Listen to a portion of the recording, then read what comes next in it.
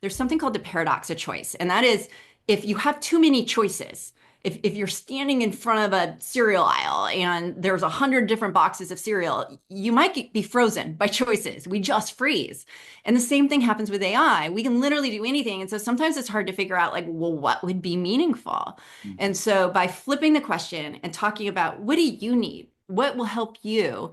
And then going to co-create some ideas and brainstorm and use AI as a sparring partner to find some breakthroughs and some answers, that's a great way to get started in a way that actually makes a difference in your life. Welcome to Engage Presents. I'm Engage co-founder and president Jake Olson. In this interview series, I ask Engage talent the most common questions we hear from event planners to help you get to know them and their stories in 15 minutes or less. Thanks for listening. Welcome to another episode of Engage Presents. I'm Engage President Jake Olson. Alongside me today, a fascinating woman. She is CEO of Unblock Future, a digital change expert, best-selling author, Alison McCauley. Thank you so much for joining us. Thanks so much for having me. All right, Alison, I really want to know what's been on your mind in this kind of new wave of AI. So here we are with another transformative technology in front of us, and it's really hard to navigate, right? Yeah. However, I've been working at this intersection of digital change and us, humans, people, and how those intersect and how transformative technology impacts our behavior for 3 decades now in Silicon Valley. And I can tell you, there are patterns. There are patterns from the past that are repeating. And so that can help us navigate this present, this moment that we're in right now. And with generative AI, this new acceleration of AI that really has been happening since less than 3 years now, since November of 22, there's a lot of things that are really different. And so in terms of what's been on my mind, it's that I have to really double down and help people navigate this moment by both understanding what we know from the past that we can use today and what we need to learn to be able to really leverage this moment. Yeah, that's very interesting. So, again, you mentioned it, you kind of work with the social science and digital change where those intersect. So kind of where do you see the biggest potential for technology today to impact the way we live or work? So what we're finding, and this has been happening for some time, what we're finding is that occasionally we get these opportunities for the physics of innovation or for business to change, right? So it really changes what we can do, who can do it, what it costs to do, how fast we can do it. And in this particular moment right now, the physics are changing again. So we have this opportunity, if we can navigate this technology, if we can do it well, to really tap into that. And so when you say what's the biggest opportunity, what's the biggest potential, it's really about that we're at this precipice where we have this potential to solve what we thought was unsolvable if we can do this well. And so that's what we have ahead of us.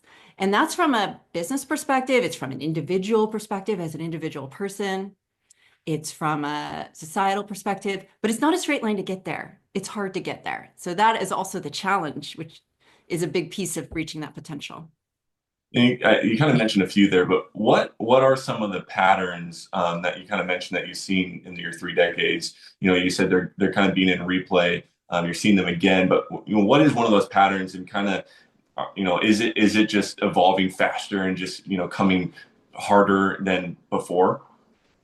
Yeah, so that's one of the patterns. There's actually in one of my talks, I actually take the audience through a journey through time where we visit a bunch of these patterns from the past and see how they connect to today. So there's quite a few to choose from, but if I have to choose one that's really on people's minds right now and that they're really struggling with, it's the fact that every time we meet a transformative innovation, a transformative technology, we tend to overestimate it initially and then underestimate its long-term impact. So this has happened again and again. In fact, that is codified or spoken about in terms of Amara's law now, we tend to overestimate a technology in the short term and underestimate in the long term.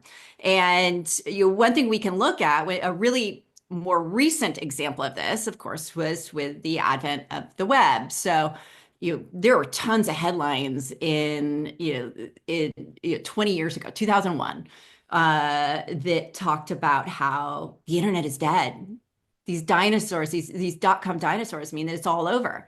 But now we have trillion-dollar plus valuations from Google and Amazon and Meta. So how are both true? It's because it takes a while for us to both understand how to leverage this new technology as people, and also for the infrastructure around it to get built up. So in the web case, we needed advertising infrastructure, we needed broadband access, et cetera, et cetera. Now in AI, we need a lot more infrastructure as well. And we also need to learn how to interact with this new thing, how to leverage this new thing, how to find value in this new thing.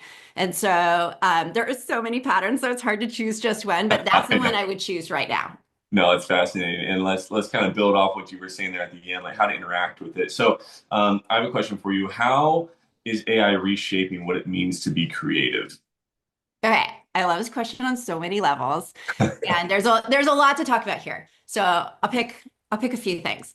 Um, First of all, there's a lot of people today that think that creativity is fixed. You are creative or you're not. Like, anything, the color of our hair, right? Or I guess we can change the color of our hair, but creativity is actually something we all have. So if you've had, for example, an aha moment when you were driving or you're in the shower and you just have an idea that hits out of nowhere, that's creativity at work.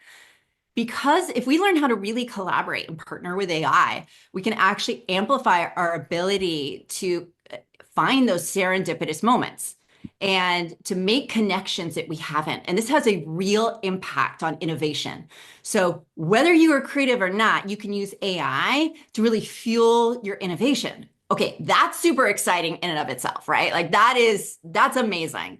But there's other aspects as well. So we now have with AI an opportunity to do just extraordinary things just by using our words. And so now we can do things that might have taken people years of skills, years of work to develop just by using our words. So I know nothing about videography, and I've made mini movies and incredible images, and I don't know anything about creating songs, but I've been able to write songs. And sure, they're not as amazing as somebody who's been working in the space for a while, but I now can express myself in all these new ways that I couldn't before. Now, if you work in that field and you learn how to use these, you have a chance to be able to create at higher amplitude as well. So there's just so many different ways and layers that we can work with creativity and AI. But we need to know how to do it well. We can also essentially atrophy our mind and our brain muscles if we hand over our thinking to the machines. So Right.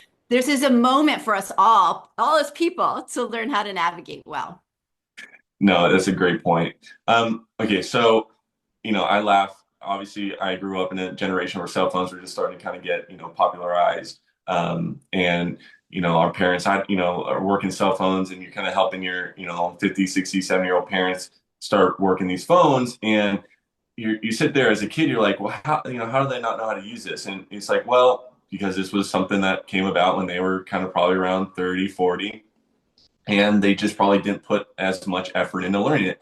Okay, so I'm almost 30 years old, and I feel like to an extent, this whole AI stuff, like how to use it completely, is just kind of above my head, or there's this hesitancy sometimes I have of like, I don't know if I want to learn to use that. I'm like, well, if I do that, I'm going to be that 50, 60-year-old in 20, 30 years, or my kids are going to be like, Dad, how do you not know how to use this? So if someone like me who's struggling or hesitating to kind of hop on that AI bandwagon, what are some kind of helping words to get them started? Okay, again, I've got so much to say on this. I'm gonna say two things. First of all, age is so not relevant here. So I've taught multiple people over 90 how to use AI, and with Awesome. varying results for sure. Yeah. But some really interesting use cases actually. And I'll tell you how we got to those interesting use cases for these people. And I'm gonna push back on your question.